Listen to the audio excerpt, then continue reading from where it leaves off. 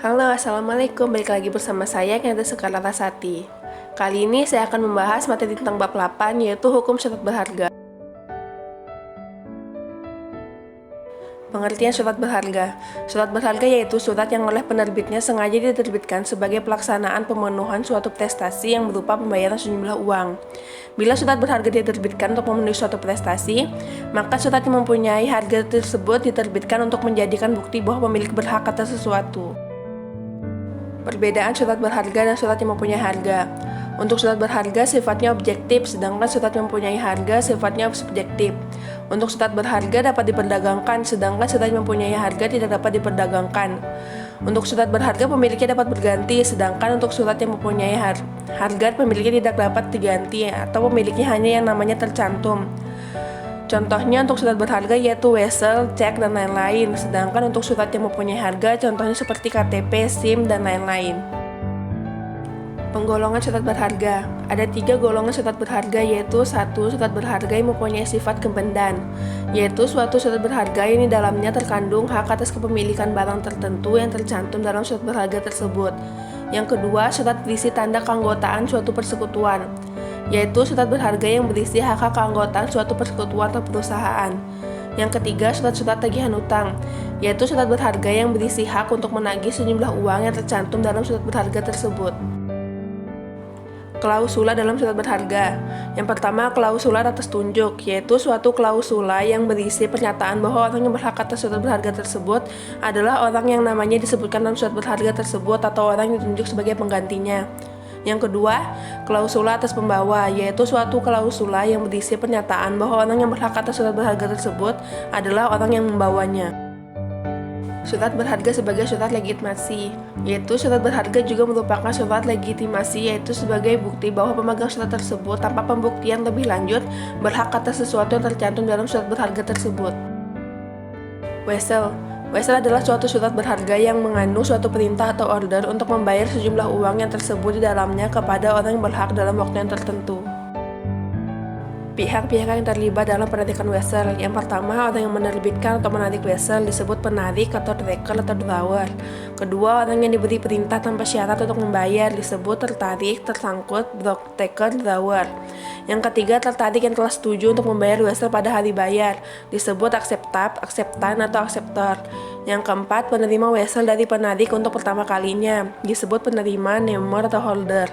Yang kelima, orang yang menerima peralihan surat wesel dari pemegang sebelumnya disebut endorsee, endorser, atau endorsers. Keenam, orang yang memperalihkan surat wesel kepada pemegang berikutnya yaitu endosan, atau endorsan. Endorsement dan akseptasi.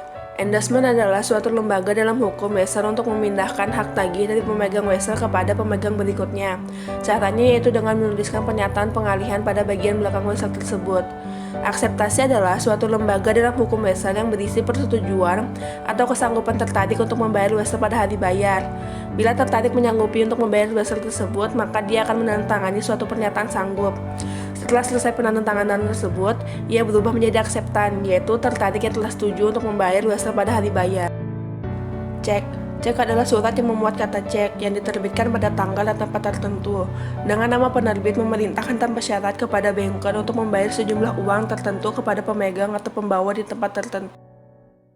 Perbedaan cek dan wesel. Dari segi fungsi, perbedaannya wesel sebagai alat pembayaran kredit, sedangkan cek alat pembayaran tunai. Dari waktu perbedaannya, wesel lebih dari 1 tahun, sedangkan cek hanya 70 hari. Untuk waktu pembayaran, wesel pada waktu tertentu, sedangkan cek pada waktu diperlihatkan. Dari segi tertarik, wesel adalah bankir atau non-bankir, sedangkan cek harus selalu bankir. Untuk akseptasi, wesel ada, sedangkan untuk cek tidak ada. Klausanya wesel atas tunjuk, sedangkan cek atas pembawa. Cek kosong terjadi apabila pada saat cek tersebut diperlihatkan kepada tertarik dan ternyata tidak tersedia dana yang cukup dalam rekening penarik kepada tertarik. Penyebab terjadinya cek kosong ada 4, yaitu kelemahan pengaturan dalam pasal 180 KUHD, rahasia bank, spekulasi dari pihak pemilik rekening giro, dan administrasi bank yang kurang waspada. Giro adalah surat perintah nasabah yang telah distandarisir kepada bank penyimpan dana untuk memindah bukukan rekening yang bersangkutan kepada pihak penerima yang disebutkan namanya pada bank yang sama atau bank lainnya. Perbedaan dan persamaan cek dan bilet giro. Untuk persamaannya, keduanya merupakan alat pembayaran dan tenggang waktu yang sama, yaitu 70 hari. Untuk perbedaannya, cek dapat dibayarkan secara tunai, sedangkan bilet giro hanya dapat dilakukan dan pemindah bukuan. Dalam cek, perhitungan hanya dikenal satu tanggal, yaitu tanggal penerbitan. Sedangkan bilet giro terdapat dua tanggal, yaitu tanggal penarikan atau penerbitan dan tanggal efektif. Cek dapat dipindah tangankan dengan endorsement, sedangkan bilet giro tidak dapat. Bilet giro kosong. Apabila ternyata bilet giro nasabah kosong, berikut adalah peringatan dari bank kepada nasabah, yaitu 1. Memberikan surat peringatan 1 atau SP1 yang menyatakan agar nasabah yang bersangkutan tidak menerbitkan bilet giro lagi. Yang kedua, memberikan surat peringatan 2 atau SP2 yang memuat ancaman penutupan rekening dan pencantuman namanya dalam daftar hitam bila ia menerbitkan bilet giro kosong untuk ketiga kalinya. Yang ketiga, menutup rekening nasabah yang bersangkutan. Keuntungan penggunaan bilet giro. Yang pertama, bebas materai. Hal tersebut karena bilet giro tidak dapat dibayar dengan uang tunai. Selain itu, karena hanya dapat berupa pemindah bukuan, maka bilet giro hanya dapat diberikan kepada nasabah suatu bank. Oleh karena itu, relatif lebih aman karena tidak akan jatuh ke tangan orang yang tidak berhak. Sehubung dengan adanya dua tanggal tersebut, maka penarik mempunyai kesempatan untuk menyediakan dana guna menghindari penerbitan bilet giro kosong. Nah, itu tadi materi tentang bab 8, yaitu hukum surat berharga. Jangan lupa like, share, and subscribe. Bye-bye. Wassalamualaikum warahmatullahi wabarakatuh.